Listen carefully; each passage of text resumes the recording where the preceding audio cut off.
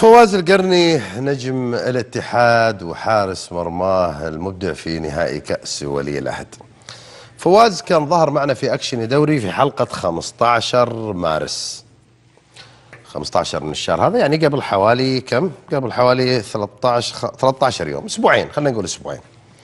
وقال جزئية معينة عن ميداليته في أول بطولة حققها مع الاتحاد اللي هي بطولة كأس الملك موسم 2013. تكلم بألم عن فقد شيء مهم داخل أرض الملعب. نتابع. فواز القرني، وين أول حاجة، وين ميداليتك اللي أنت فزت فيها بكأس ولي العهد؟ موجودة عندك صح؟ مع أبو كرم. مع أبو كرم، حلو. طيب الميدالية السابقة حقت كأس الملك وين؟ ما سرقت يا أبو كرم. انسرقت كيف؟ انسرقت والله. طاحت على عيني وبدر شالوه. لحظة، هذا في الملعب؟ في الملعب. طيب هذه في المباراة النهائية لكأس الملك اللي قبل 3 سنوات؟ ايه. طيب في وقت فرحة المباراة ايش صار؟ صار في ملعب الدر، انت عارف ابو بدر، في مضمار بعد المضمار في فتحه بينك وبين الجمهور. اي صحيح، خندق هذا. ايه، فطحت على عيني وشالوني دخلوني جوا غرفة الملابس. الميدالية طبعا طاحت في لا الميدالية معايا لحد الان. دخلت عيني انتفخت، ما صرت اشوف شيء، الميدالية اختفت يا ابو بدر. كان ناس كثير حواليك؟ الميدالية كثير كان في غرفة الملابس، تعرف بعد الفوز وفي النهاية كمان احبابك، اخوانك، اصحابك العزيزين على لعيبه الاتحاد وكذا يخشوا يفرحوا يشاركوك الفرحه. بس انا ما احطها في ذمتي، الميداليه ما هي فيه. بس تبيها؟ اكيد. كلمت بكرم الان برا، قلت له جيب لي ميداليه كاس الملك. من شيء يعني يمكن يشوفنا الان الشخص اللي سرقها. طيب الله يسامحه يا شيخ. انت تبغاه يرجعها؟ والله يا ليت. وتسامحه؟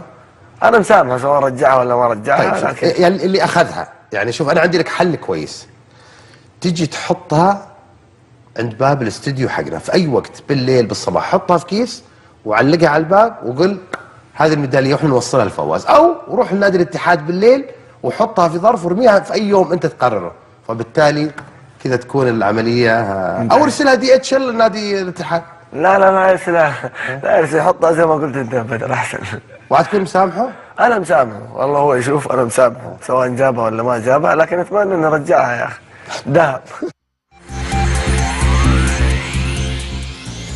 والله صعب علي، يعني قعدت افكر كيف ادبرها له، يعني تعاطفت مع فواز القرني. كيف جاء في بالي. طبعا يجي واحد يقول لك طب ممكن تشتريها من السوق، ما تنباع في السوق، هي في مصنع متخصص في صناعة الميداليات الخاصة بالنهائيات السعودية، وتعمل منها نسخة لسنة، السنة اللي بعدها تكون الميدالية مختلفة، فكيف نقدر نجيب له الميدالية؟ شوفوا اليوم ايش صار مع فواز القرني.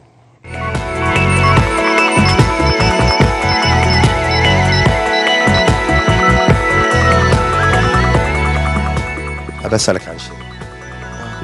تذكر لما طلعت معاي أنت في اللقاء في أكشن؟ ايه اذكر.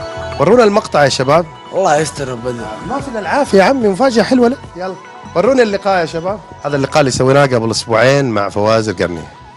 فواز القرني، وين أول حاجة، وين ميداليتك اللي أنت فزت فيها بكأس ولي العهد؟ موجودة عندك صح؟ مع أبو كرم. مع أبو كرم، حلو. طيب الميدالية السابقة حقت كأس الملك وين؟ ما سرقت يا أبو كرم. انسرقت كيف؟ انسرقت والله. طاحت على عيني وبدر شالوه. لحظة، هذا في الملعب؟ في الملعب. طيب هذه في المباراة النهائية لكأس الملك اللي قبل 3 سنوات؟ ايه. طيب في وقت فرحة المباراة ايش صار؟ صار في ملعب الدر، انت عارف ابو بدر، في مضمار بعد المضمار. وين الحرامي؟ وين الحرامي؟ يا هو بس.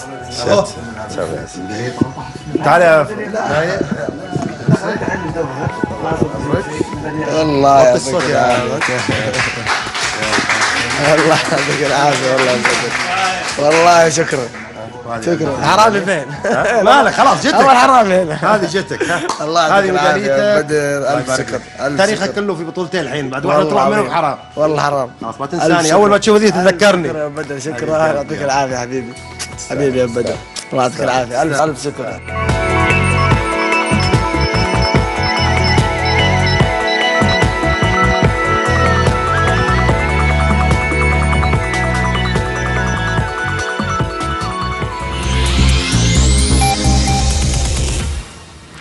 يعني على الأقل لو أسعدنا الواحد يكون سوى حاجة. ناصر، في شيء فاقده وانت حاجه نجيب لك اياها؟ لا والله، بس ابو بدر الله يعطيكم العافيه، يعني في فعلا اشياء، دائما هناك اشياء اهم من لا تشترى بالمال. لا يعني اهم من المال، اهم من مثل هذه الاشياء، الذكريات الجميله اللي تعبر عن لحظه تاريخيه في عمر الانسان.